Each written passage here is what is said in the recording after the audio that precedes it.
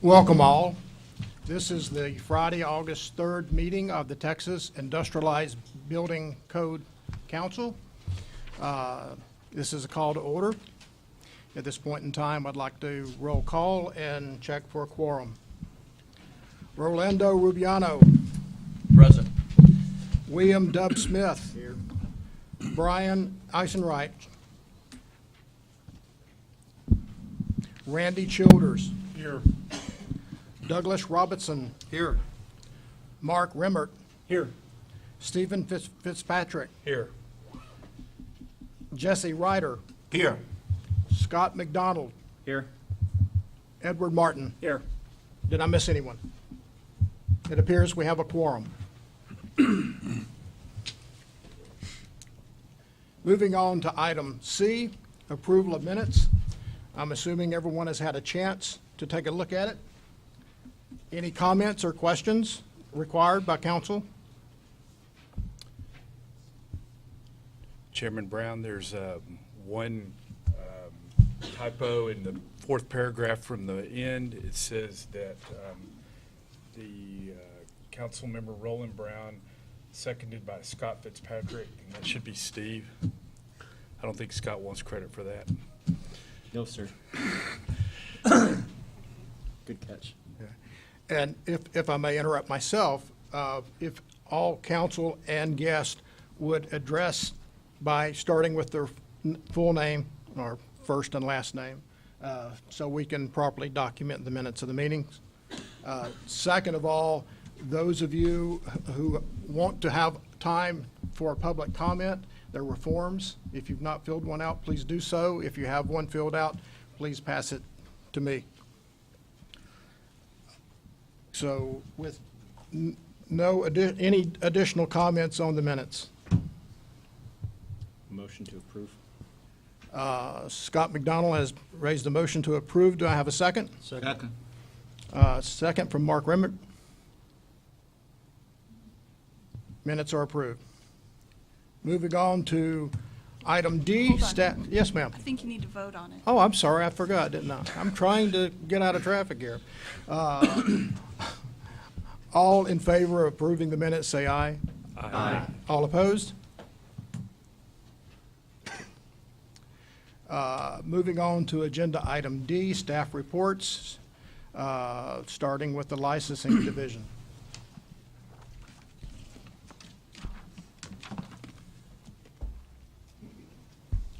Good afternoon, Chairman Brown and board members. My name is Chloe Whalen, Licensing Manager. You have the statistics reports before you. The program itself for licensing is going smooth. We have no updates, current updates for you at this time. The only reminder that I do have is that you continue to let your community know to please let us know when there is a change of mailing address so that we can get your renewals to you. We've had a few to come back, but we were able to get those back out to you. So any other than that, if you have any questions, I'd be glad to answer them for you. Gentlemen, any additional questions? Sir. Looks like you're getting off easy. Thank you very much. Thank you. I believe next is customer service.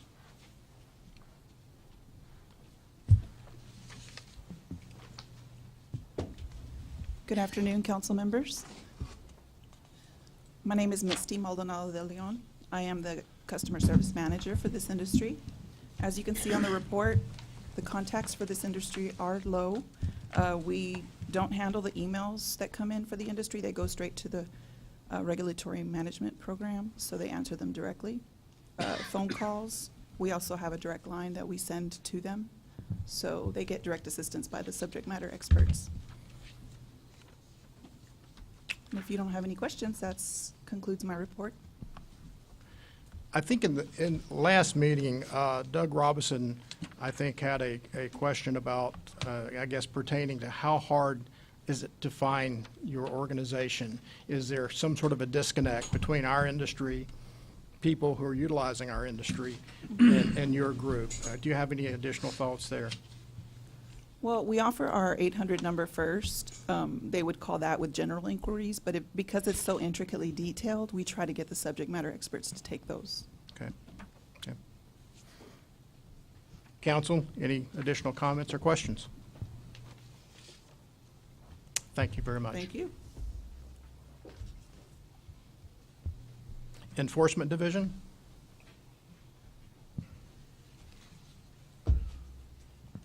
Good afternoon. My name is Robin Glassner. I am an enforcement prosecutor, and I will be giving the enforcement report.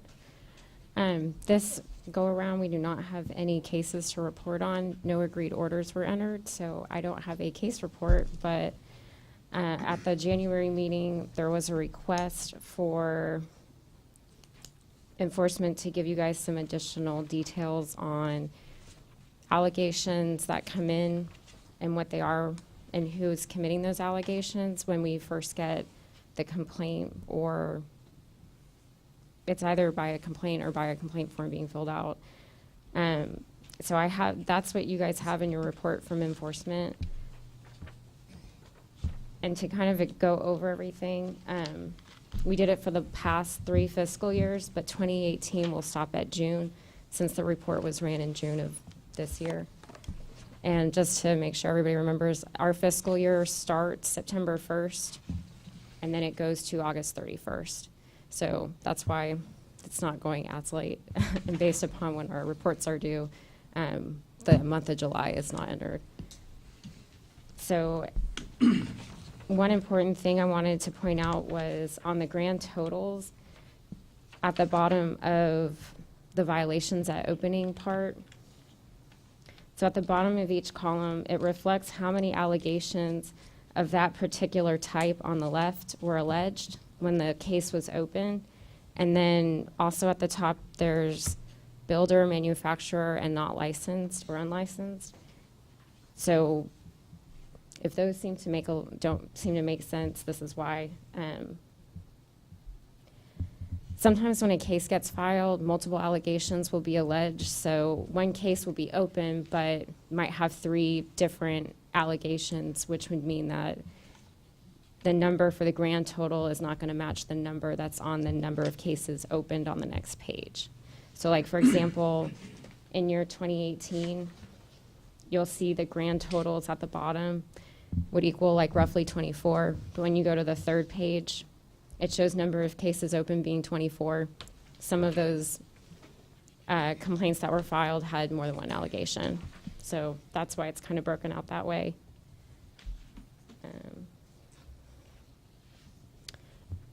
And then just some of the allegations per respondent I wanted to point out to you. The construction and building code by builders and or manufacturers tend to remain a top category for an allegation at why a case is open. We've also had a rise, if you look on 2018, we've had a rise in the no timely audit category, which was a rise from the previous year. Those are kind of the big outliers that I saw, but still, if you see for fiscal year 2018 when the report was ran, the number of cases opened is still relatively low at 17, and for 2017 it's relatively low at 15. Are there any questions? Mr. Chair. Yes. Based on the fact that the majority of these are the timely audit, do you have any recommendations as maybe some steps that we can take to help promote or facilitate those? A lot of those seem to just be some crosswires between maybe our RPM division not getting the documents, because these are all basically a complaint comes in from RPM to us that they tried multiple times to get a document, and that they have a certain home or a certain audit material that they need that they haven't gotten yet, and they've tried multiple times, they haven't gotten it. So maybe coming up with a policy or having one person that it always gets sent to every time would be a better way to do that. Sometimes it's just a crosswire, and it just happens so many times that they end up filing a complaint with us, and we chase down whoever was supposed to be working cases all day. Sometimes paperwork is what we do all day. And I understand IHB gets a lot of paperwork that they have to get in RPM. So sometimes a case just gets open because they've tried so many times and they're just not getting it, or a different person trying to get it makes it easier. Okay. It just kind of happens that way. Thank you. Mr. Chairman, I've got a question. Yes, Doug. It looks like we got a 20% collection rate on the penalties assessed versus the actual collection, roughly. Who's in charge, or who was responsible for collecting the penalties that are assessed? So the enforcement division has at least one legal assistant that does collect penalties. That's pretty much her whole job, is to follow up with people who haven't paid. Those who have orders entered against them who haven't paid, we try and collect on those multiple times, and then if we're just unable to collect at all, if they do have a license, we move to revoke the license. If they don't have a license, a lot of those I get referred to the AG's office, I believe, for collection.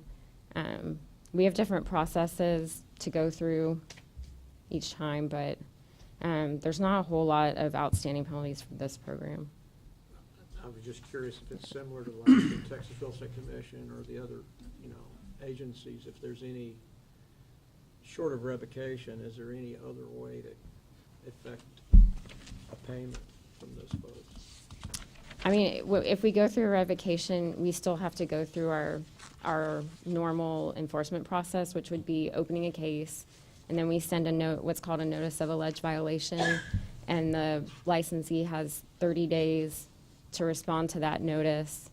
If they don't respond within 30 days, then we do a notice, what's called a notice of default. If they still don't respond to that, that's roughly another 20 days or so. If they don't respond to that, then we're looking at doing a full license revocation, but there's a lot of time in between. So if somebody were to contact us within that time period and say, hey, I want to make a payment, I want to get up to date, I don't want my license revoked, then they have an opportunity to do that, and we can work with them then. And sometimes it's, like licensing said, addresses aren't updated. We can't find the person, or we can't find the company.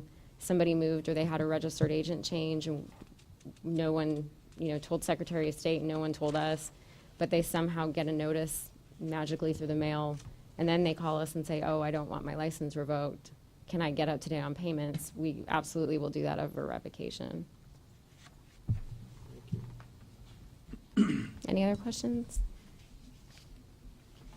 Robin, Mr. thank Chairman. you. Yes, Forgive me. sorry. Mr. Rubiano. Of the items that were found to have led to your action, is there a thought of potentially doing some sort of communication out through the IHB board indicating to the general public and to the manufacturers and on-site builders, guys, be on the lookout? These are the items that seem to spur issues, whether it's non-responding to audits. Please make sure that anything we can put on our website, anything we can include in an annual mailer, and anything that we could give some of the folks that are far removed from Austin, Texas, and in the industry that may not even fully appreciate that somebody in Austin is trying to make a phone call. I think the part of what I was interested in seeing staff do with this type of information was identify if there was anything worthwhile here that you could then try to avoid even having these actions in the future by communicating clearly to the public, both on the manufacturing and building side and on the consumer side. These are the items that seem to be the ones that are generally creating unwelcomed action. Let's try to avoid that. I mean, we can always work with RPM to see if there's a medium that would be best. I was going through to see exactly how things were who the complainant was in our cases, so how things were being filed. In the past fiscal year, it was equal between consumer and our RPM division, and there was one complaint filed by the industry. And I mean, first and foremost, we don't want people to not file complaints. If there's an issue, we definitely want to look into that. Sure. And as far as like the stuff with the audit paperwork, there's just things that go on sometimes, and we understand that. I also think it's a low staff on both sides, so sometimes it is easier for somebody to say, I'm calling from prosecution and I need this now. Sometimes we get it quicker, so RPM does end up filing a case just based on that. And I'd like Um, to, can I step in, Mhm. Robin? Thanks. So we have a number of ways that we reach out to our licensees. We've got a GovDelivery listserv that many people are signed up on that alerts them to meetings of the council.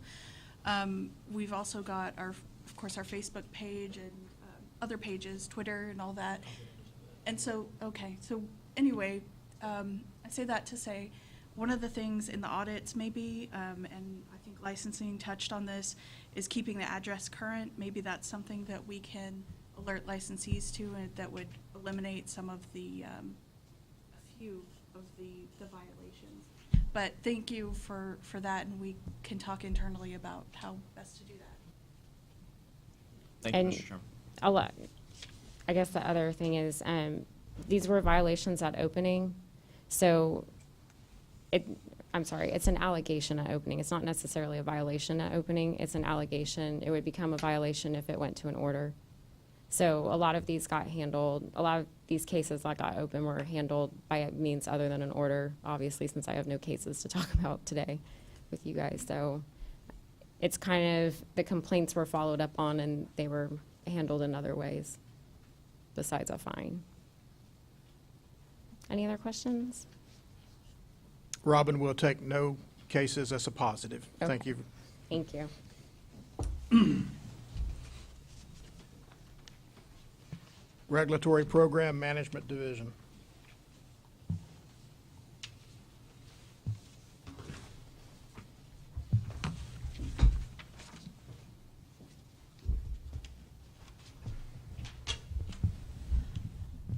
Donna Lipke with Regulatory Program Management.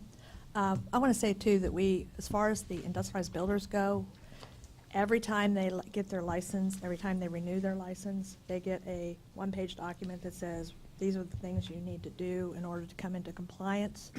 So that is another way we reach out to them. We've also done some trainings in the past for some of these companies, some of the big companies, and some of those are the ones that seem to have the most problems, even after they've gone through the training we've given them about what's required. So we have limited resources. We're trying to come up with some online training that we can do, put some videos out there too. But again, finding the time to do that is difficult. As you may have noticed, our name of our division is no longer compliance. We're now the Regulatory Program Management Division. David Gonzalez is Division Director. The manager of the section we're in, which is the Building and Mechanical section, is Yvonne Feinleib. Feinleib. She's back there. So, another change is that Mark Feiner is no longer with us. He resigned, took another job, so we are really short-staffed right now, which is the reason we're not doing the component presentation that we were supposed to do this time. He was going to handle that, and we just didn't have time to step in and get somebody else on it. So he resigned in June. So I'm going to have Brian Ledbetter handle the rest of the staff report today, trying to get some of my other people involved in these. So. Good afternoon.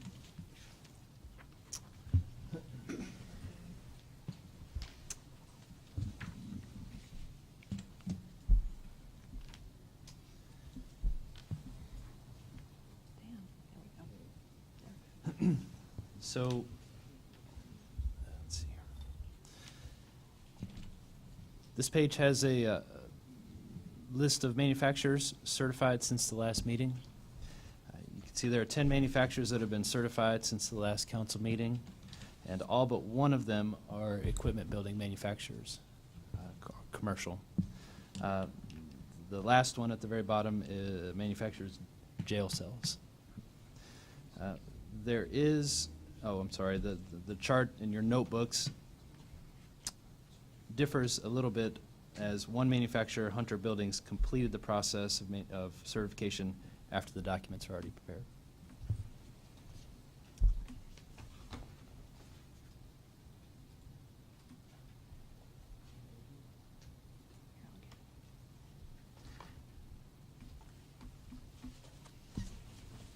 Here's a list of in-process certification inspections. These have not yet been completed. The second one down, modular builders, their certification has been suspended until they can be a little more prepared. We sent, I think Mark Feiner had gone up there and discovered that they were just incredibly ill-prepared for the certification, and we had to cancel. We're waiting on just a few minor components for the MCOR, the registrant number 513. It's the third one down.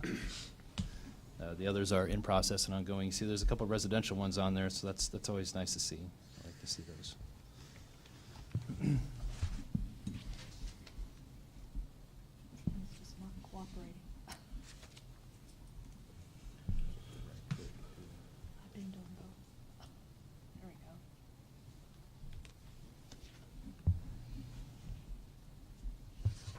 And here's a few reasons. These are pretty typical, and I'm not going to read them, but these are probably the same types of reasons that we had displayed last time for reasons why manufacturers have yet to be certified. A lot of it revolves around the functionality of the compliance control program, since that's a large component of the plant certification process. If I may, Mark, this is Roland. Compliance control program's not adequate during initial inspections. Are these completely new upstarts, so the concept of a quality assurance system within their organization is something that's foreign to them? Are they already certified by other states, and they're just not having a good time of maintaining their approved system? I will say all but of the list of 5, they're all existing manufacturers who maybe have not paid as much attention to the quality control functions as they need to. One of them on this list is a startup. Okay, thank you.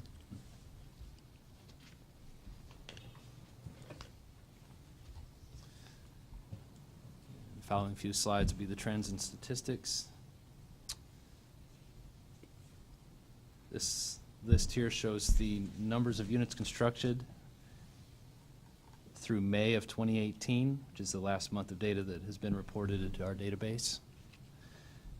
It does look like with 3 more months of data left to be imported, that we'll be on track to see more units produced in fiscal year 18 than fiscal year 2017. Okay. If I may, since you guys cover so many areas, let's take a moment. Any members of council have a question before we get too far into this? Okay, thank you. This graph here just gives a different way to illustrate the previous chart. Sometimes it's easier to see things and see trends and statistics in this way. And I thought it was interesting that classrooms seem to be in decline, the amount of classrooms constructed, so. Chairman Brown, Yes.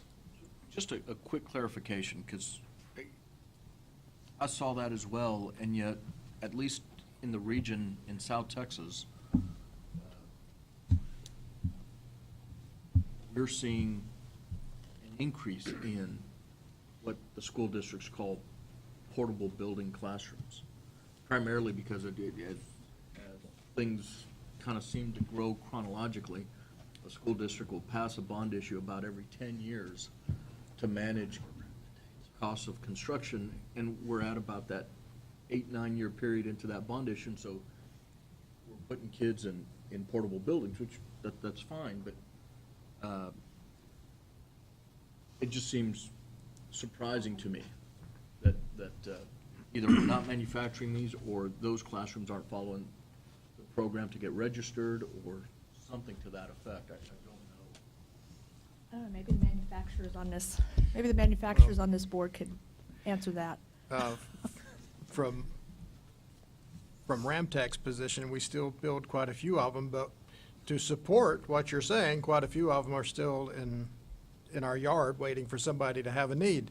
Doug, I'm going to make a comment, and you can either rebut what I'm saying or agree, but industry has been putting a lot of classroom buildings into the Texas market now for 20 years. And I know that lease buildings such as classrooms are a valued commodity that have gotten, with the codes in many cases and cost in general, much more expensive. So leasing companies, like the side of the industry that Doug is on, really maintain their lease fleets, and they have a lot of those. And so they get moved around a lot within the state of Texas. I know schools are growing in Texas, population is growing in Texas, but I tend to think that on the leasing side of the industry, there's a tremendous amount of capability that you guys have to put classrooms about anywhere.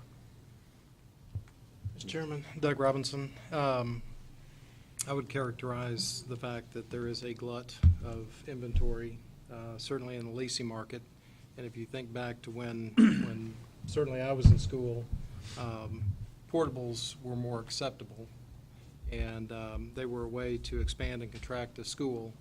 Now they're not as acceptable. They tend to be swing space during construction or bond programs, but they'll rent them for maybe 12 months while they're building a new wing of a school. Certainly in Texas, there's a lot more money to be had for education, or at least for building, and so we're not seeing the leasing as much as we used to. So we have excess if anybody needs. But if you think about Florida, Florida went away from, after a couple of major hurricanes over the last decade, probably 15 years, they've gone away from wood framed educational buildings altogether. So we have graveyards of buildings if anybody wants to repurpose. Thank you, Mr. Robertson. Good. Donna, did we do a good job of answering your question? I think so. Mr. Chairman, if I could, for just going back actually 2 slides, you don't have to go back, but the one thing that caught my eye when I flipped back looking at education was the modular components, that from 13 to 2018 have just basically looks like they've exploded. What primarily makes up those component tags? Almost 800 in 2018. A lot of what we've seen are the jail cells or bathroom pods, components. What some of the manufacturers refer to as head walls or foot walls. They're the walls in the hospitals that contain all the med gas or all of the specialized plumbing components, things of that nature. I do think that's a trend, just for what we see in the industry. Componentized construction of major components that are replicated, certainly in a hospital or hospital rooms, and really think that is going to grow further. And there's a manufacturer in Arizona that's wants to come under our program also, and they're building actual panelized components that they want to bring into the program to build housing. So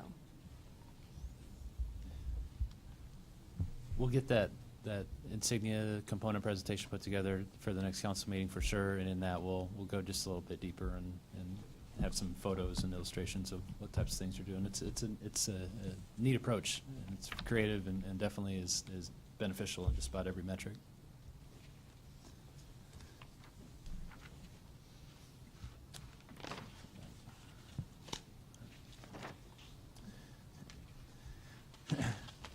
So this chart here shows the total modular units that have been reported labeled but not shipped by the manufacturer as of the end of May of this year.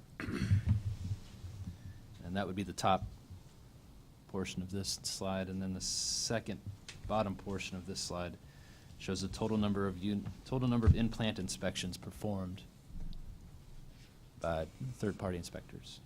Does this have the... and the total number of units inspected. Mr. Chair. Yes. Randy Childers. So the last FY 2018 column is through the end of May. So 2 more months. 3 more months. 3 more months for that column. So it looks like those are going to be potentially quite a bit higher than 2017 and actually Actually, back to 2015. that's through June, so it is 2 more months.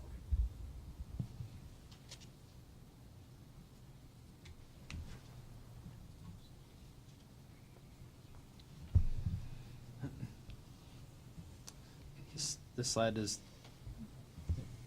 contains the builder audits conducted by the staff, the regulatory program management staff. And I'll address that a little bit more. That's, builder audits are performed, that's where we audit the builders, primarily the housing builders, since on-site inspections are required always for the housing, even if it's outside city limits. And we're trying to get a copy of that final on-site inspection report. So usually when there's a complaint filed, it's because they haven't responded to the audit, or because they can't provide us that final that final on-site inspection report. But due to, we just have so much work right now, we really don't have the resources to do the audits like probably we need to do. Plus, when we do open a complaint, a lot of times the complaints are informally revised, and we never do see the paperwork, or there's a warning letter reissued, and that's, again, we never see the final inspection report. So what the builders don't understand is when they don't provide that final on-site inspection report, that 2-year complaint deadline, that 2 years that the consumers haven't filed complaints doesn't start until the date of that final inspection. So they're hurting themselves by doing that, but we've been having trouble getting that across to them. This is Roland. Donna, in the aspect of builder audits on site for residential, what triggers that? Is there some light that comes on that says they didn't get their final inspection and there was no follow through? That's not it, right? Or explain how, why, what is the connection between the lack of a final inspection and builder audits? Is there a direct connection there, or is it just? That's what we're asking for in a builder audit, is a copy of that final inspection report. There's other information we can ask for, but that's the primary thing we ask for. So in this case, the audit is basically a paperwork audit? Yes. Okay, understand. And if there's a consumer complaint, then we will ask for more documentation, but that's the main thing we're looking for. That makes more sense to me. I was thinking that you were having to go out and put on your boots and go. No. Okay, understand.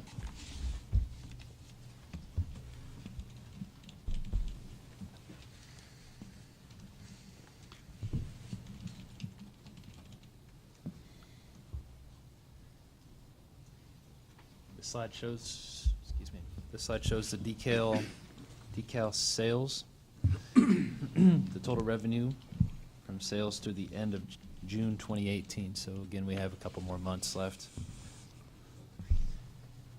This time it looks like the total number of sales will exceed those the last fiscal year and possibly even the one prior.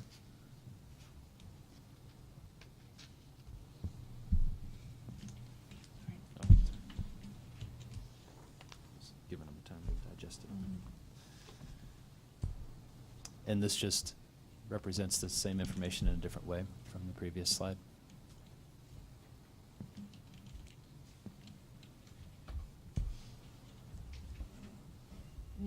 You can see where the equipment shelters, number of equipment shelters has gone up a lot, in quite a bit, in what's being constructed under the program. Mr. Chairman. The industrialized housing, that's primarily residential? And we dropped that by a little bit lower now. Was that a change in our fee structure, or have we really seen that much drop in the residential market?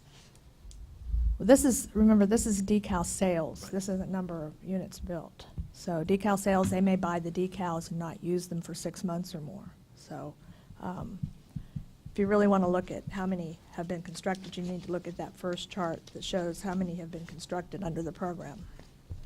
And That's on page 12 of your notebooks. We unfortunately don't have page numbers. Well, no, it's in Adobe, it's page, actually, it's page 16, sorry. Okay? So, housing, where's housing? Yeah. We did have. It has dropped. Have you received any feedback as to why? Well, some of the manufacturers say it's the energy code, but we've also had some others, like Palm Harbor, tell us that they've been busy building FEMA units. Building what, I'm sorry? FEMA units that don't fall under our program. And they've actually turned down orders because of that. So.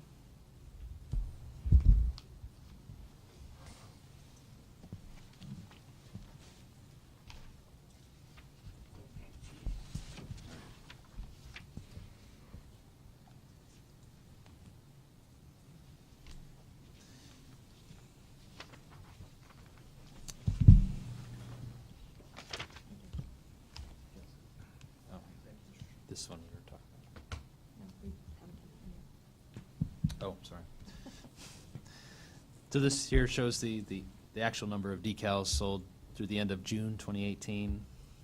And we have already exceeded the total number sold for fiscal year 2017 and on target to exceed 2016 also.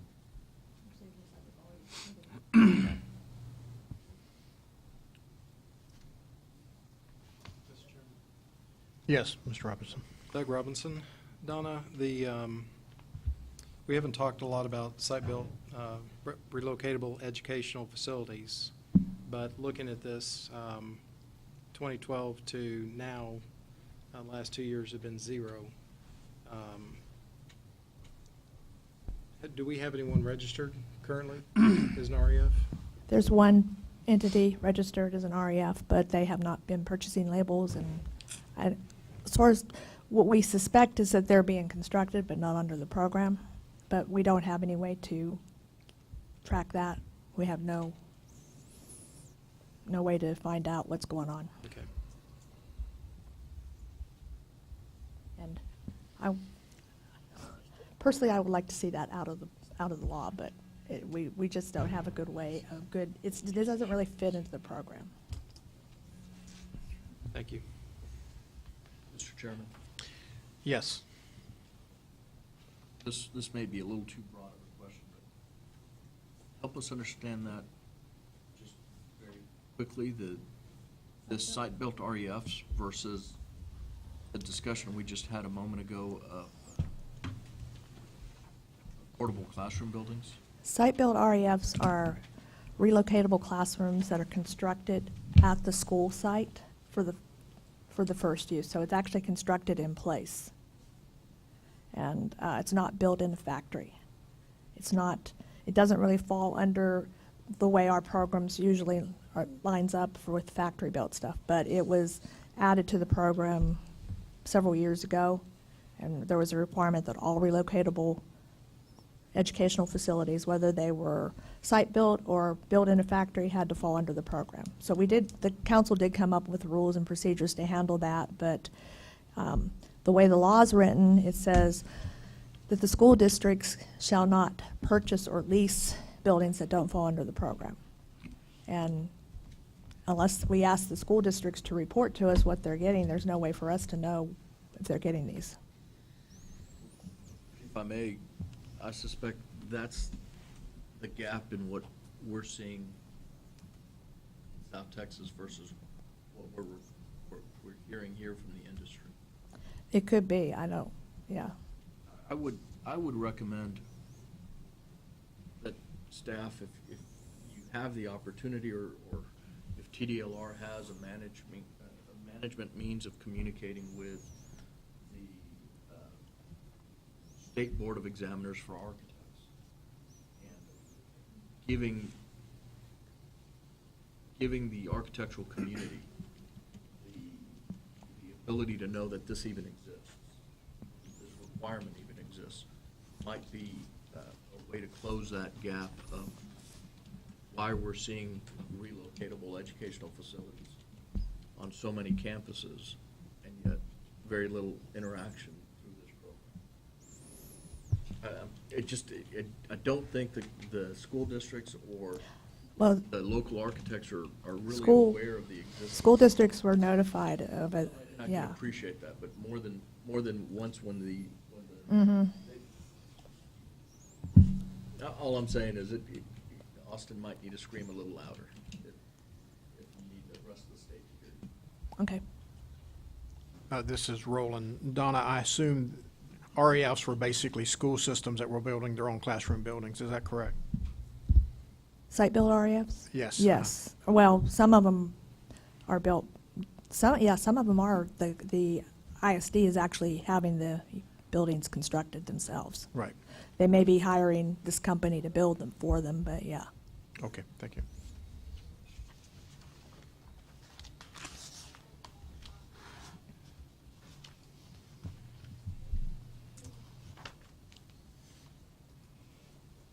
It's not responding very well. That's just a picture of, okay, I'll go on to the next one.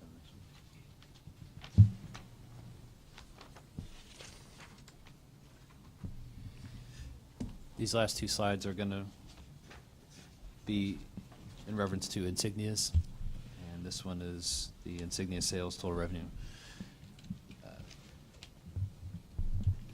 Just to quickly clarify, Insignias are used to certify modular components, and this chart shows fiscal year 2014 through 2018.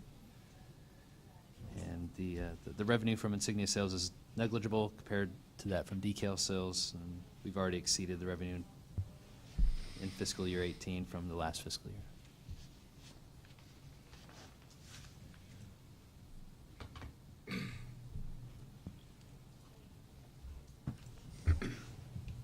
Again, this is in reference to Insignia, and it shows the total number of Insignias sold from 14 through 18, and we are on target again in 18 to exceed total number.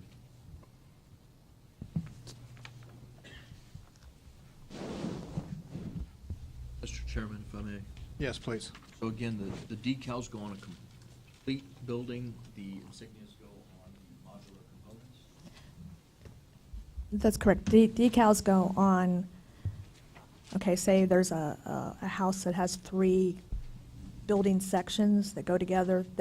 Each of those sections gets a decal.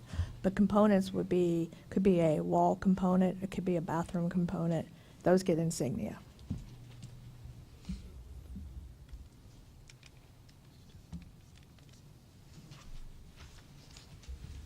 Any further questions? Thank you very much.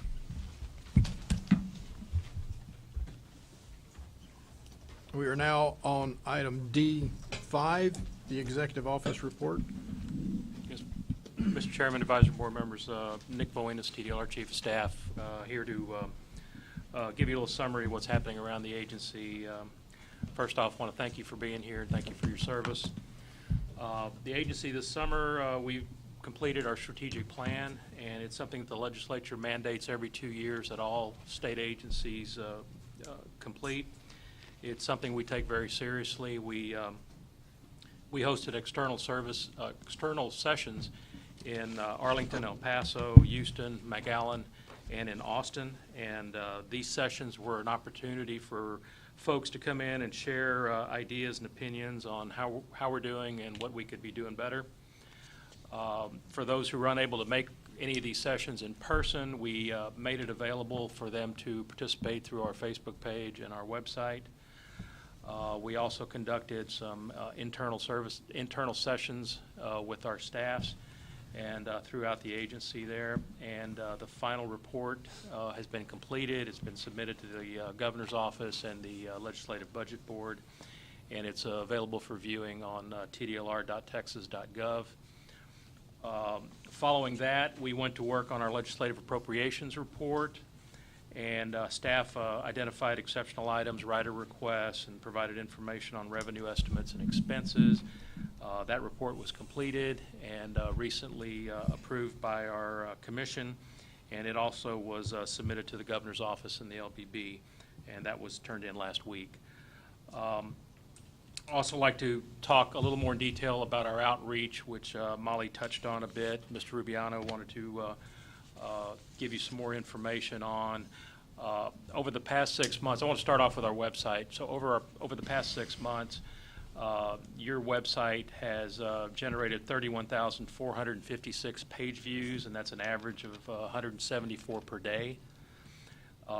We've got the top 5 reasons for folks visiting the site, led by forms and applications, followed by registrant lists, frequently asked questions, rules, and certification inspection program information. A vast majority of your folks access the site through a desktop computer, 73%, compared to 22% from a smartphone and 5% from a tablet.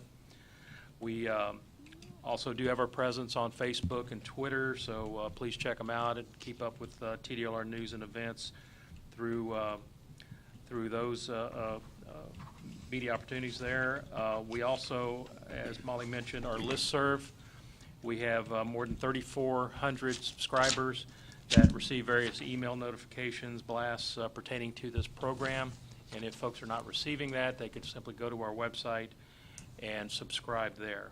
So if there's any other questions, be glad to answer them. Counsel? I do. Yes. Randy Childers.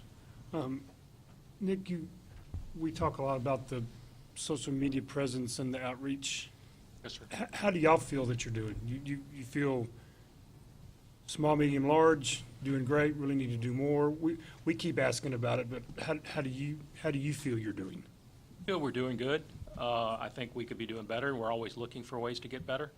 And I know right now our web team has been busy. Our website is a little more user-friendly. It's a little fresher. We're providing more content, and we're going to keep working at it. It's something that you just have to keep feeding the beast. I mean, it's there. It's our chief communications tool, and between our website and our social media accounts, those are growing, and will continue to grow, and we'll keep working at it. Thank you. Any additional questions? Yes, sir. If I understood correctly, so the TDLR strategic plan was turned into the governor's office. Yes, and the LBB. Anything about this program in particular in the report that we should be aware of? Or not specific? No, sir. Thank you. Moving on to agenda item E, rule review, report from work group on rule review process and discussion regarding possible amendment 16 to the Texas Administrative Code. Donna, are you or Doug going to do that? I thought I'd let Doug start out and then I'd take it from there. Okay, Doug? Mr. Chairman, Doug Robinson. 2 meetings ago, we set out the code work group to look at revision to the rule, primarily for cleanup. At the last meeting, we talked a lot about rules, Chapter 70 rules that were reorganized, relocated, just to be more efficient, addition of definitions, et cetera. As we went from last meeting to this meeting, we've had 2 calls, one in May, where we discussed we reviewed items in the rules that still needed some cleanup and needed to be discussed further. We still have a little bit more of that, but in particular in the May and then July calls that we had leading up to this meeting, we talked specifically more about that integrator approval, where we have basically addressing equipment shelters. And the reason we're talking specifically about equipment shelters is many times the building shell is built at one facility by a manufacturer, and specialty electrical, mechanical, communication equipment is installed by another entity that may not be a registered manufacturer or builder. And this style of 2-party construction we've termed integration. And so we talked about that at length in our July meeting. Staff came back with 3 separate methods proposed as to how to regulate the two-party process, the shell and the integrator who's installing the supplemental components. And as we talked through those in great detail, we came up with what you see in the report here, and that is that we are going to try to carve out a new type of manufacturer, almost like the relocatable educational facilities. Primary reason for establishing an equipment shelter manufacturer or integrator is that only final decals for buildings can be received by a manufacturer. And so as we talk through it, basically the manufacturers building the incomplete shell at a manufacturing facility will get an insignia on the building. It will not provide a complete, it will be a component.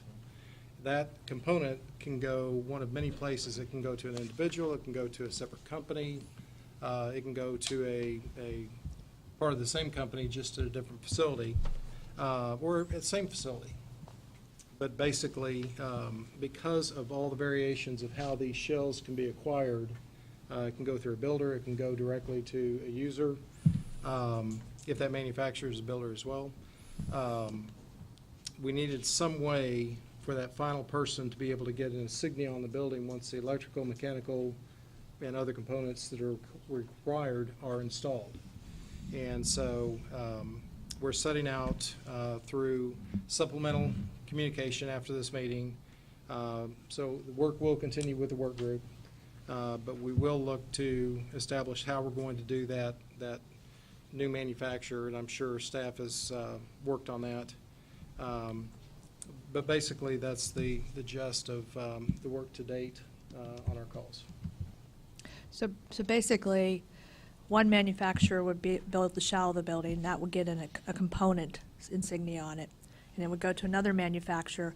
And our idea right now is that manufacturer would not go through quite the same certification process as manufacturers that build the complete building, because they're just doing the electrical and mechanical. They're not changing the structure of the building. Basically, it needs one inspection to finalize that everything meets code, and then they get the certification decal on the building. So we would look at ways where an industrialized builder might be able to do that, but because of that certification decal, the work group felt that it would be better if they were actually a manufacturer held responsible for the work they did and actually put that final label on the building. This is Roland. I would assume the goal is to have this wrapped up by roughly when? The next meeting, or? I think we want to get this done with before the next meeting, yeah, and have the proposed rules ready for the council to look at the next meeting. There will be a lot of rules, so I will try and get those out to you earlier than normal, but I may send them ahead of Christine, just so you have more time to look at them. Right. Sounds like a good goal. Thank you. And I will try. Yes, go ahead. State your, come up to the microphone and state your name. James Dorsey. I'm one of those integrators that you I'd referenced. like to step in. Can you talk in part of public comment instead? We do, you have given this, Yes, right? I have given one of those. Do we want to defer to that time? Generally, that's what we do, yes. Okay. Okay, That'd be if you fine. don't mind. Thank you, Sure. sir. We'll make sure you get up here. Okay.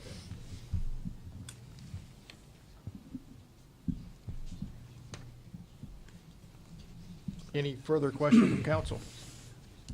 I did provide the rules that we've been looking at just for your reference. If you want to talk about those, any of those we can, but otherwise we can go on to the next item.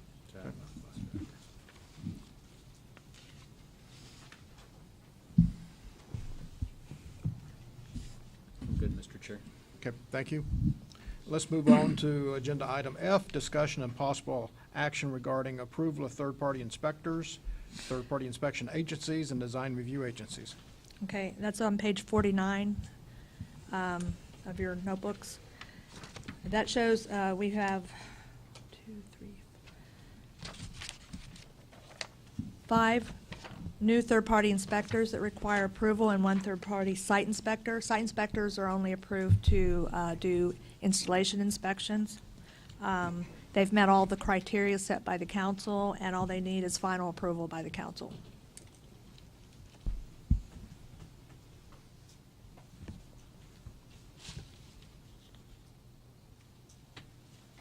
Has everyone had an opportunity to take a look at the list that's been provided?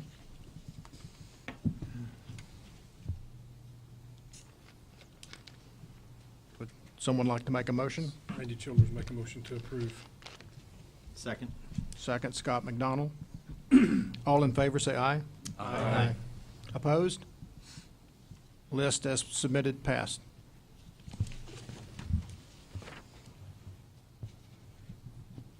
Okay.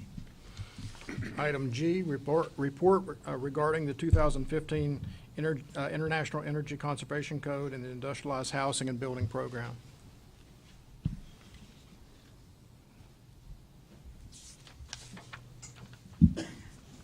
Hello there, Molly Fudel, Assistant General Counsel for the department.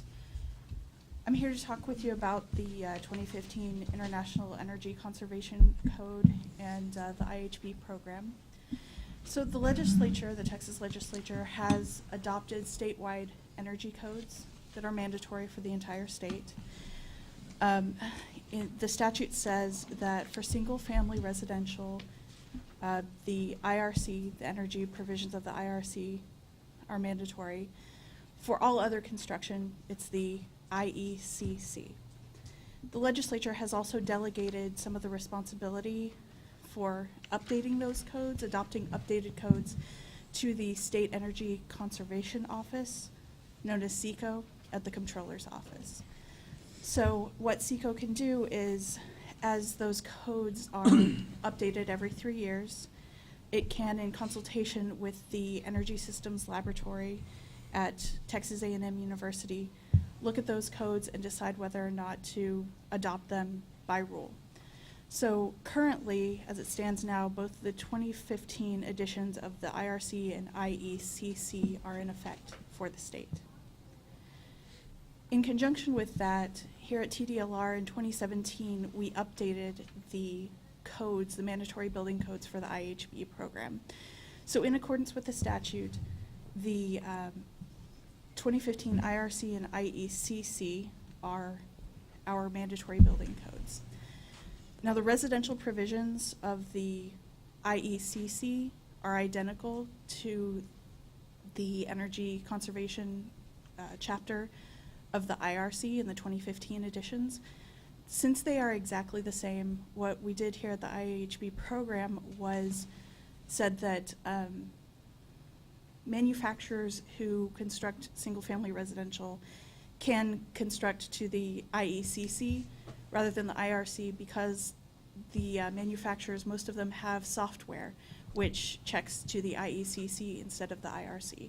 So since those provisions are substantively the same, it would just allow for more efficiency and greater ease for the manufacturers.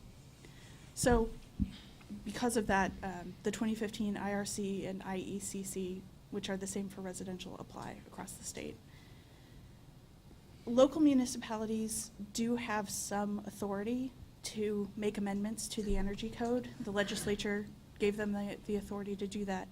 However, if the municipalities are in non-attainment areas or affected counties, these are places with deteriorating air quality, and they want to make amendments to the energy code, they have to consult with the Energy Systems Laboratory, and the Energy Systems Laboratory at A&M will check to make sure that the amendments don't allow for a less stringent code than the unamended code as it exists.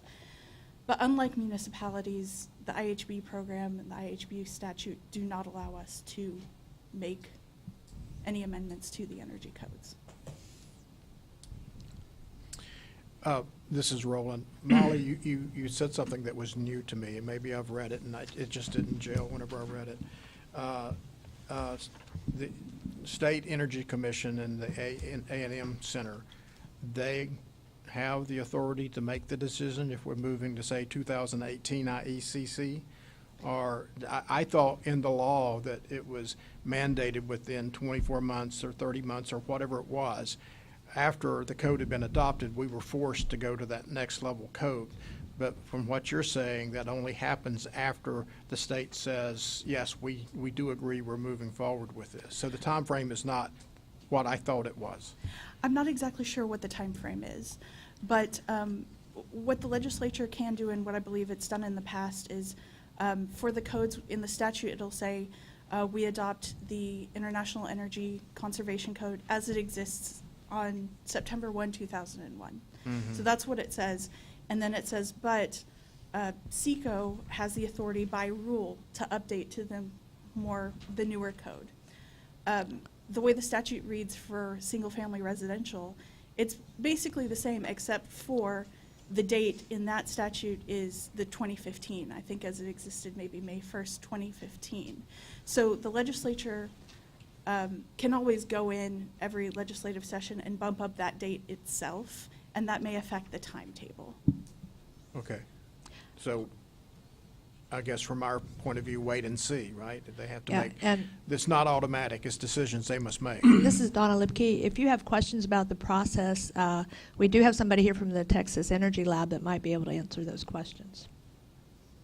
So, If you would like to. And I might be able to, Mr. Chair, I might be able to simplify, and I believe, and I can be corrected if I'm wrong, ultimately in this legislative cycle, the state mandated that it was a 6-year code cycle. So ultimately, we're going to be within these parameters for a minimum of 6 years, and then there's some other little caveats within the statute. That So is correct. Ultimately, so then from the date of adoption, then we'll be out to, basically 2021. Okay. And I'd also add that these updates by rule that SECO does, they're through the administrative rule process, the same process that we go through. So there's always an opportunity for public comment. Okay. Thank you. If you would like, please. Okay. If you would state your name. Okay. I can actually address it from 2 points. My name is Shirley Ellis, and I work at the Energy Systems Lab as the Energy Code Specialist, but I also serve on the ICC Board of Directors. So I can speak from both sides. The 2-year process that you were talking about has to do with a mandate from Department of Energy on the ASHRAE 90.1 standards for state-owned buildings. And from the time the DOE makes a determination of the stringency on that, then states have 2 years to enforce that. And that's where the 2-year law comes in. So it only applies to state-owned buildings. The ICC and the SECO process for energy applies to your clients and your customers. And basically, as Molly and Scott said, it's the state adopts it. We do a review of it, then the state does their processes, rulemaking process, and adopt it.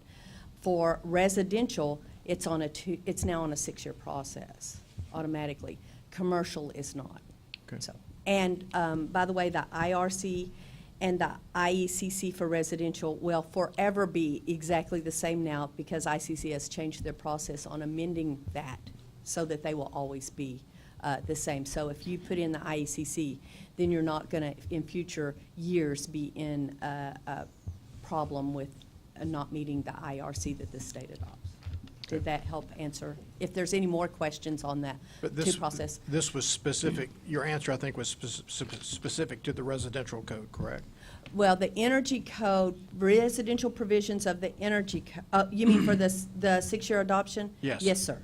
That was done in House Bill 1736, that they would adopt the 2015, and that the state would be ineligible to adopt another energy for IRC for 6 years, till the 21 edition. Okay. Okay, thank you. Thank you very much. That doesn't mean we couldn't adopt the 2018 No, if we it wanted does to. not mean you cannot, it means the state cannot. Yes. Understand. Mr. Chair, Randy Childers, the other thing I think could potentially happen with cities is, for instance, Waco is under the 2015 I-codes all the way through. We're looking at the 2018, but our struggle, I think, is going to be, we can adopt the 2018 energy code, but it won't be for the residential side. It can be for everything. Only SECO cannot Okay. change. Only the Good to know. state base will not change. So any individual. Because we've had some questions from some builders in some other cities that, Randy Childers again, that we could adopt the 2018 codes and the 2018 energy code and have to use the 2015 IECC for some portion of construction and the 2018 for everything else. We were telling them we didn't think that was correct, but we would check. I didn't think it was going to happen at this meeting, but it did, so good.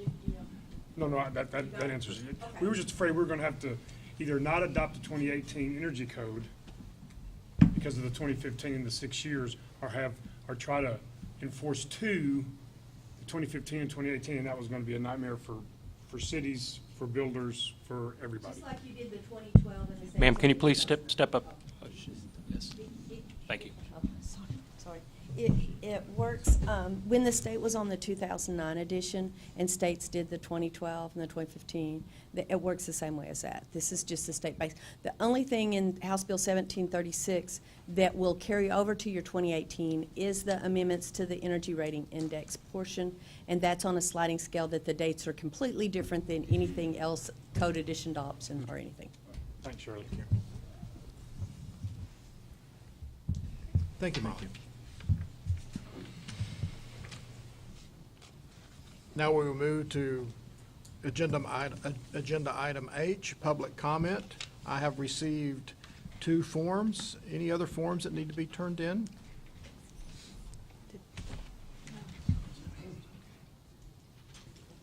Mr. Dorsey and Mr. Garcia, I think you're with the same company, correct? Do you want to do this together or Yeah. one at a time? We're a team.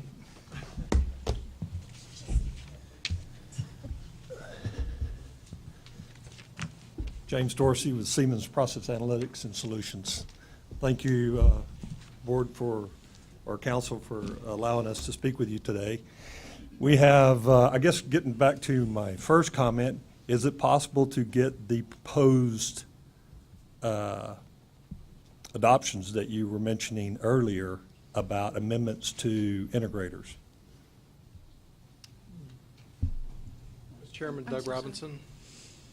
Donna, I believe it's going to be a public, there will be a public notification of the rules ahead of anything considered by.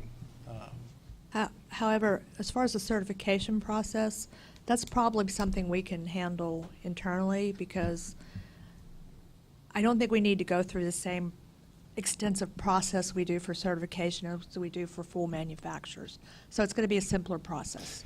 So I don't think, that's not in the rules. So I think we could handle that without going into the rules. Mr. McDonald. Scott McDonald, when would it be possible for him to get a copy of what we've drafted so far? I think is really where he's at. That's correct. That's, Well, we'd have to talk and see, look at what we've drafted so far. Everything that we've drafted is still up in the air, and it's just draft documents and internal discussions.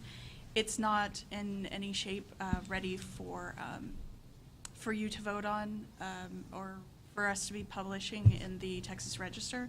So with the new rules, anytime we adopt new rules, we always have to publish them in the Texas Register, and there's a 30-day comment period. And we encourage you to make any and all comments so that we can consider those. Okay. Mr. Chair. Scott, Mr. McDonald, then we'll go to Doug. I'm not the chair. I don't mean to be taking his place. I just, Donna, if it's possible, I think to get, stakeholder input on this, I think would be valuable. So as a work group, I think that there may be some utility, at least in getting some of the feedback on what our concepts are, and I don't know what the chair thinks in terms of attempting to do that. Can we- And I'm not necessarily suggesting today, but maybe after our next conference call that we could be inclusive and ultimately work through that. yeah, could we include, we can include some of them in the conference call, I would think. We can, or we can talk to you after the meeting or after the conference call and get your feedback directly. Okay. Chairman? Doug Smith, they could file a FOIA request and get anything from us, and I don't want them to have to go through that.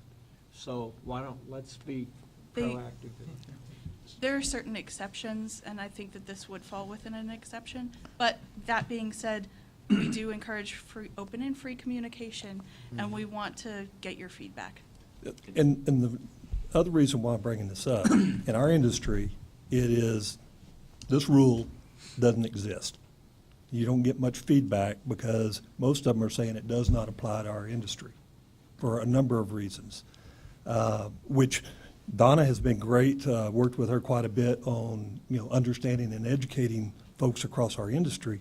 But if we look at our industry as a whole, it's not just process analytics, it's control systems as well.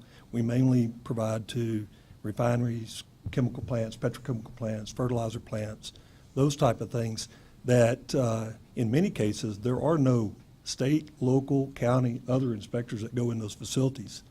So they say, look, nobody comes in here and inspects last. So, but also a number of the integrators in the industry as well say it does not apply to us. And we see it the same way because it clearly states in the law today that of open construction, which ours is, all of open construction, but also you have a number of different codes that conflict with each other, such as the IBC and the IECC when it comes to the air conditioning. One calls for a 10 EER rated, the other calls for a 9 EER rated. Now, and Donna's helped us with that. The state wants to deal with the IECC, but then you have manufacturers that I've got to follow IBC to build a building. We've got to follow IECC. So there's conflicts because those codes refer to other codes like ANSHIR, as the lady had referenced a little earlier. So there's conflicts within that. So there's a mass confusion across the industrial industry as a whole as far as how this applies and where it applies. Even for us in our industry, we have NFPA that we have to adhere to. The state says there will be no more than 4 air changes per hour through a shelter. We're required by NFPA for safety no less than 6 because of the combustibles that we actually bring into the shelters. And I've got some brochures I could give to you of what it is, and it may help explain a little bit because the instrumentation that we provide to the industry are for quality assurance, for safety, for environmental regulations as well. So we're bringing hydrocarbons that are from a particular customer's stream, and we're looking at parts per million, parts per billion molecules within that or is it the quality assurance, custody transfer, emissions, those type of things. So when we bring things into the shelter, we have to sweep it for so many air changes to make sure there's never an explosives environment. So most of all that we do is Class 1 Div 2 Group C and D or B, C, and D, and in some cases, Class 1. Now, we not only do this for the Lone Star State, but we do this for many other states as well as countries that we ship into. IBC is one of the things that we do follow for all of our states. And many of the states have adopted some of the things that Texas has adopted, but aren't quite enforcing them in the same manner as a hard line. And I'll say, in this case, we mount a number of all of our equipment goes mounted on the wall. With what Texas has and the IBC is requiring for continuous insulation, the wall will not support the equipment that goes on the wall anymore. We've got 350 to 600 pound equipment per unit that goes on the wall. With the 2 inches of insulation, the wall's pulling out with the equipment on it. I've asked for exception, but that exception is not being granted. It's holding up a number of projects and a number of industry as well of getting product to market. So I'm asking for, and additionally on top of that, some of the building manufacturers, there's only one fiberglass building manufacturer that's approved by the state today. And even they're changing their process to go to a non-fiberglass roof to a metal roof because they're understanding the code differently than the way we understand it. So there's a lot of confusion across the industry when it comes to the petrochemical refining and chemical industry, and particularly with process analyzer systems. My name's Robert Garcia. Just to be clear, we are one of those integrators. We buy the building that to our design, 8 by 8 or 8 by 10. They're not big buildings. that we put this equipment in. So we do fall into where we purchase the building, and then we're doing the electrical and the installation of our equipment. Again, it's all open construction at that point. These average anywhere from 80 square feet to 300 square feet on average. A big one might be 720 square feet. So, but the safety aspect of it we have to adhere to, but the confusion across the industry has really shut down some projects, had some building manufacturers say, we're not going through the certification process. They don't have a problem with the code requirements, but like for, I'm going to use an example, state of Louisiana. We do everything for the state of Louisiana that we do for Texas, but we don't have to be certified, we have to be registered. And you must submit your drawings, must submit your approvals. We get decals, we issue them with decals on it. State of Washington has a gold seal requirement. It doesn't cross into the state unless that decal's on it. But you're not required to be certified, you're required to be going through the process and adhering to all the codes. The last piece I would add is the majority of what we do in the industry exceeds what IBC is asking for, or other code requirements. So IBC may be asking for a certain wind load. Let's say it's 114, maybe 120 mile an hour wind load. Standardly, out of the box, we go with 140 to 150 mile an hour wind loads along the Gulf Coast. So while I can see that this is important, we're adding additional things and we're stopping progress with all these other things that we're imposing to the industry. Now, we're all about the energy efficiency. We were doing that long before the state adopted anything. Going to LED lighting, going to reduce, but the lights and the receptacles that all of this follow are a fraction of the power consumption that's used by these modules. Yes, Mr. McDonald. Yes, Mr. Dorsey, and I can appreciate what you're saying, and I don't think that. Can I stop you for just a second? Yes. So during public comment, we generally don't have a back and forth. If it relates to the rule review, we can talk about it because it's on the agenda. But if it's not relating to the rule review, then we don't do a back and forth discussion. And I appreciate that. That actually is where I was going. That, Okay. The fact that I think what we're trying to do is provide greater flexibility in what the rules have. So the intent of this is really to look at this process differently. So I guess I would ask staff to work with you and ultimately pick up some of your concerns.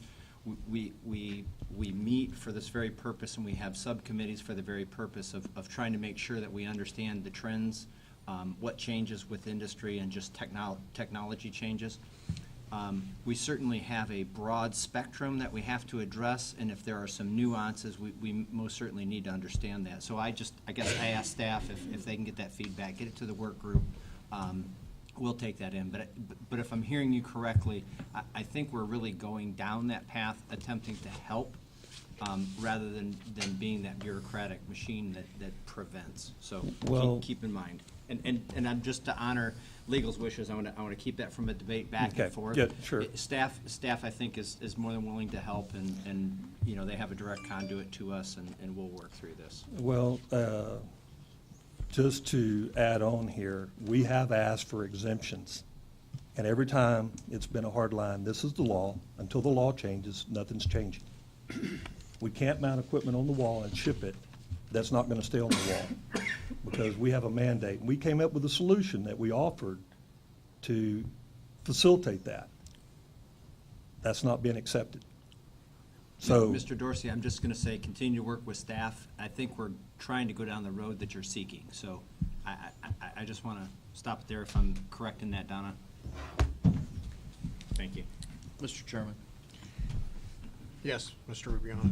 just to help to me in clarifying exactly what this discussion is, if I can interact with staff only.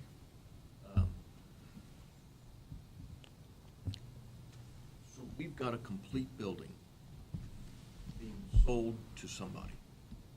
No, you have a building shell being sold to somebody. Let's, Oh, okay. what's the difference between a complete building and a building shell other than it doesn't have the foundation? Doesn't have electrical, mechanical. What happens if the electrical and mechanical systems are there? And the only thing that's not there is whatever an integrator is going to add on to it. That's what the integrator's adding, is the electrical and mechanical. But if the integrator is adding components that are highly sophisticated, and somebody might come up and argue are so specialized that they may not allow anybody access to them for, the term escapes me right now, but for non-disclosure requirements between integrator and end user and things of that nature. I mean, there's got to be some We only some technical cover, proprietary discussions we only here. cover electrical and mechanical that's covered by the code. If it's specialized equipment, that's not covered by the code, and we don't look at that. So that's what I'm trying to identify, why these shells aren't being brought in with the simplest of paneling on the inside with, we're talking about, for the most part, a limited size and square footage. No. Some of them are quite big. What does quite big? I've seen some that were 2,600 square feet or larger, several modules. They can get quite large. They can even get bigger than that.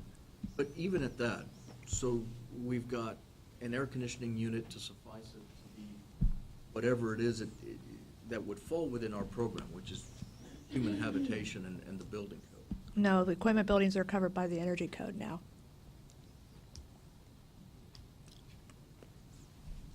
There are exemptions in the energy code for equipment buildings if they're less than 500 square feet and meet certain requirements.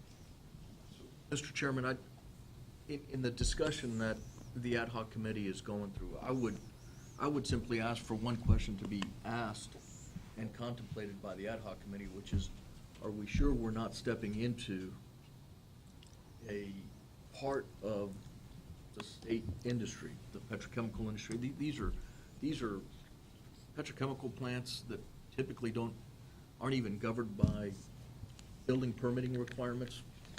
People are not allowed in there for a reason. They don't even follow the Professional Engineering Act. So my big question at first is, are we not reaching regulatorily into an industry that we were never authorized to enter into? That would be my question. I don't mean to debate it today. I'm just kind of curious, how is this even that complicated? Why not just, the only building you can sell is a building that's shelled out to the extent that it would be acceptable to sell for human habitation or sell for whatever it is you want to sell? And then whatever aftermarket add-ons are done, that's. Mr. Robinson, do you want to? Mr. Chairman, Doug Robinson. I believe the answer to that is similar to the commercial or residential industry, and that is your factory building components, or you're in a location for efficiency in manufacturing, building either the shell, putting it to an integrator and putting other components in it, but you're building it off-site typically. It doesn't do well to put all those specialty items and materials out to every local site within the state, let's say. I agree. And if the state has 700 different municipalities inspecting this, you might get 700 different answers. So if you can get that building decaled, then it's inspected by the state, and it's suitable for any location within the state of Texas as long as the appropriate codes and energy are met within that placement. When for codes or energy for Amarillo.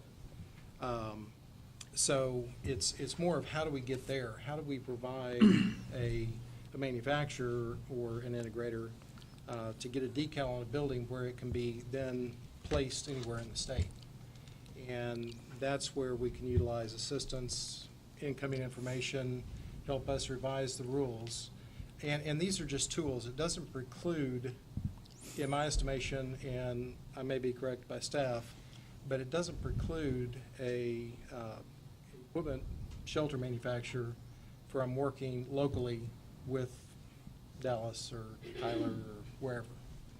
They can build one-offs anywhere they want to if they don't want to fall into the program, just like you might site build a building. They could even go get the shell as a component and put it on site and do all the mechanical and electrical locally inspected. So they never have to follow the program It's not a forced mandate. It becomes a tool for a manufacturer that exists in, let's say, Mansfield, that wants to then put buildings throughout the state.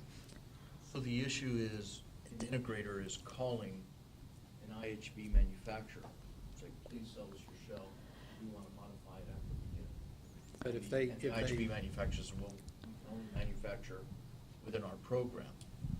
Well, they But- can't, they can't, if they sell an incomplete building, it becomes a component, so it can't get a decal. It can only get a insignia.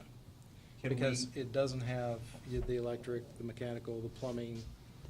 If we sell a big building like a 720 or 2,000 square foot building, and it's just a framework, and it doesn't have restrooms, and it doesn't have, it becomes very difficult for the state to say on the plans, you must install electric on site, you must. So basically, they'll just certify what's there as a component. Can I say something too? These equipment buildings are not exempt from the building code. There's nothing in the code that says they're exempt.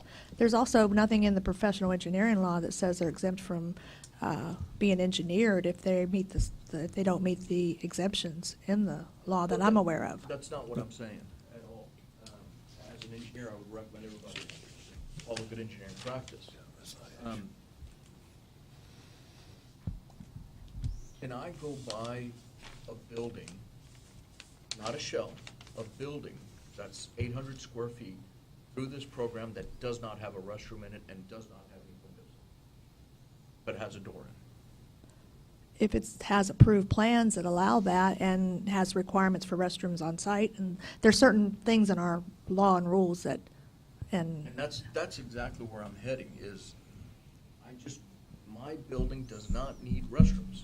I don't have, for the purpose that I'm going to use that building, I don't need restrooms. okay, but the electrical and mechanical that they're installing, the basic electrical and mechanical systems are covered by the code. Absolutely. I And- need one light bulb. I need as many fixtures as I need and whatever switch and wiring to that fixture that I need to meet the building code.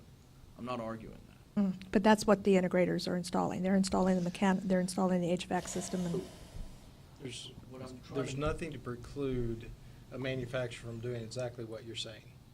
Do something so minimalistic Right. that you can get it out of the manufacturer with a decal on it. Correct.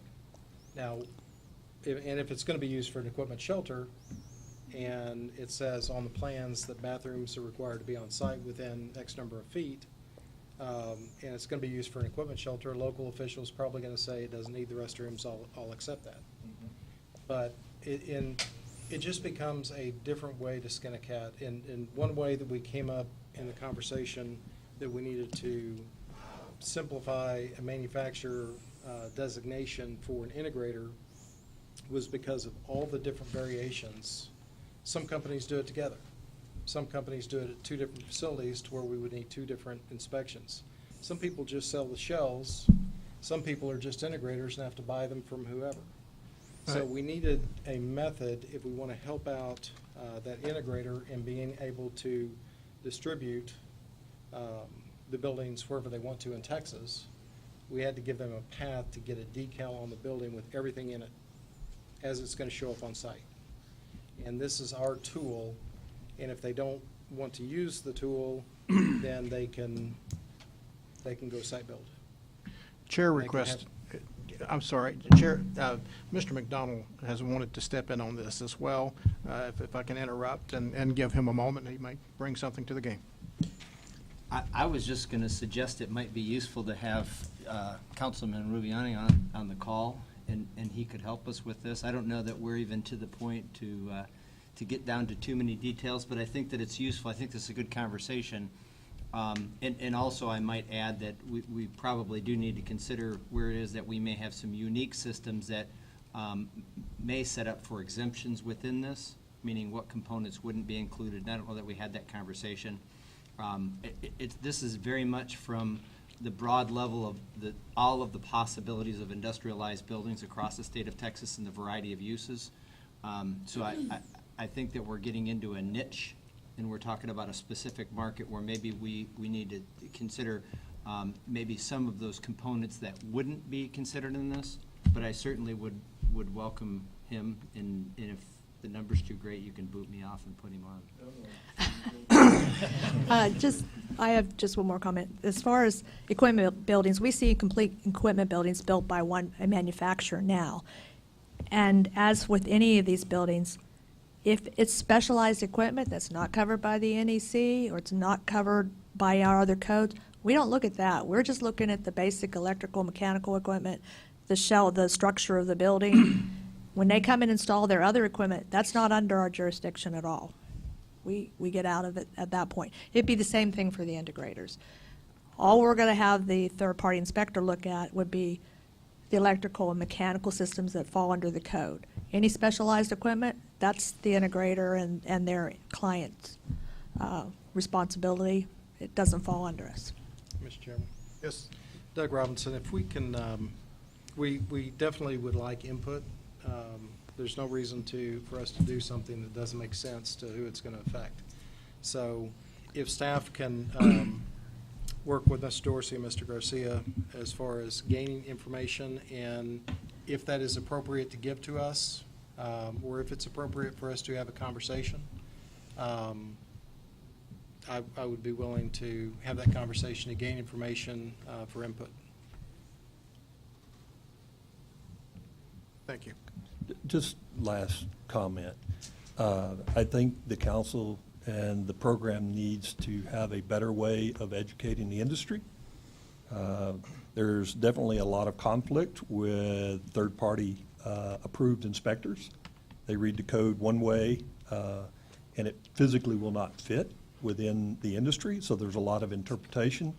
So there needs to be some way of, and Donna does a great job whenever she replies to me or any comments, or even to some of the people that we're trying to bring into it, all of her staff, of what the meaning is, but there's a vast amount of the industry that's out there that says this doesn't apply. And we talk to some of the third-party inspectors. We can't put a general purpose device in an explosive environment, and they're trying to force us to do that, or they're not signing off on it. Well, we've moved away from some of those third-party inspectors because clearly they don't know. All of our stuff is PE stamped. We do follow a lot of the requirements across the industry, but the notification process to the industry was zero. We talked with our customer advisory council to notify them, and they're all like, where's all this coming from? We've known it was coming. The MCC industry really, switchgear buildings, they're ahead of the game on it. Yes, that is true. They do larger buildings. They do the 2,400, 1,500, sometimes 3,000 square foot. But when you get into some of the specialty aspects of it, most of the people or businesses, they'll buy a building and they'll move it through. But customers, end customers, as well as other integrators and building manufacturers have no clue about the ruling or how it's released because they haven't been exposed to it from Texas before.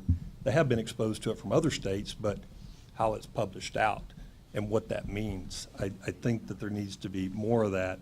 It's not our responsibility to educate the industry, but we do have major customers that are ready to pull contracts because we're trying to follow state law. And they're saying, we don't have to follow it.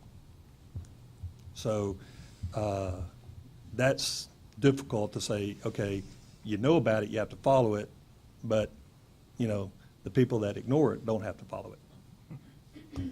So. And we'd be glad to work with anybody and Donna's team on these rules because we've looked through it and we saw a lot of the stuff that's impacted here. And we'd like to make sure it's done right because for us at the refineries and stuff, we are dealing with explosive environments day in and day out. So safety has to come first for us. So when a piece of equipment won't stay on the wall because we bought a building, but it won't meet the requirement, we have a potential problem. Mr. Dorsey, Mr. Garcia, thank you very much. Yes, for your thank you for your Thank time you today. for coming today.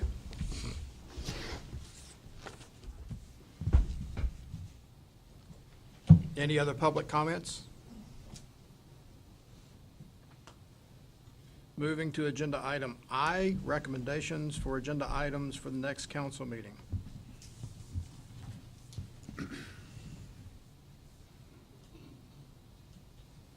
Mr. Chairman, we'll definitely have the work group. If we'll have something that would, Donna, do you think it will be in a form that we can actually bring it to council for discussion? That's the hope, yes.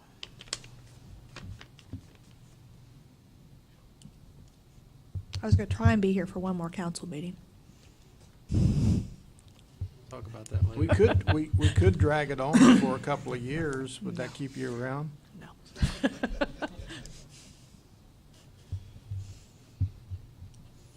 Any other recommendations? Moving on to item J, time and date for the next meeting. Mr. Chairman, in discussing it with Donna and Molly, think we should meet the 1st of February, February 1st. Does that date work with the council?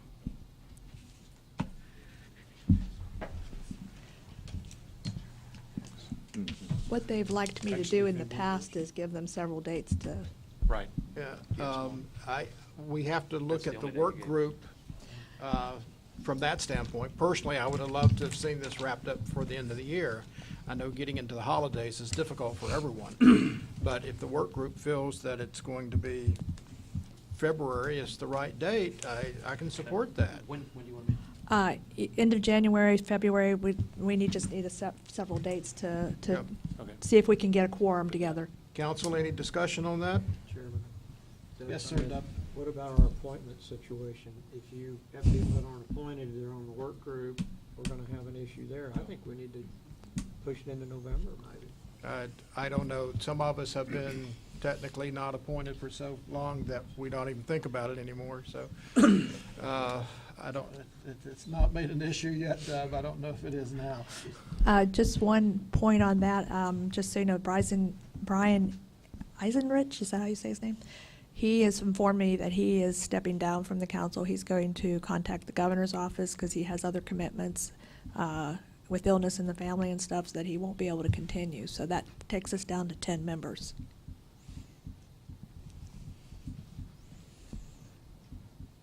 Mr. Chair. Yes. I might support the February 1 date, at least tentatively, and then ultimately, as the work group progresses, if we're able to bring something forward before then Right. we can make that recommendation for a doodle poll for staff. Okay. That works? Yes, sir. Thank you. Thank you. I guess I'm retired February 28th. And at the moment, we do have Fridays available in January, if you'd like to keep it on a Friday, Good. at Well, noon, or 1, whichever. I would assume there'll be a poll sent out for that, and we'll shoot for a date that hopefully everybody can attend. Yes, sir. Mr. Chair, Randy Childers, since most terms expire February 1st of a particular year, maybe if we meet on February 1st, we will all be reappointed by then, or asked to leave and somebody new on. If you look at the very, very end, every term of ours expires on February 1st of any particular year. Yeah, and most of it And is some of us are 3 years ago. out, and some of us are 4 years out. So I'm expecting like the termination email anytime, and I just haven't received it yet. And I think then this roster also needs to be revised. It shows Rolando as the presiding officer, and if he's gonna refuse to do that anymore, it needs to be fixed. And he needs to be put at the bottom of the roster if he's not gonna be the presiding officer. Yeah, and if you want to know about your appointment, you probably need to contact the governor's appointment office. They kind of led me to believe that they didn't want to hear from me anymore, so it's up to you guys. Well, I suggest we all give them a call or an email within the next week so that we get bombarded by it. Okay, we will wait for a poll to establish a date in the future. Any other thoughts, any other issues from council? Do I have a motion to adjourn the meeting? Motion to adjourn, Scott McDonald. Second? Second, Doug Robinson. Meeting adjourned. Thank you.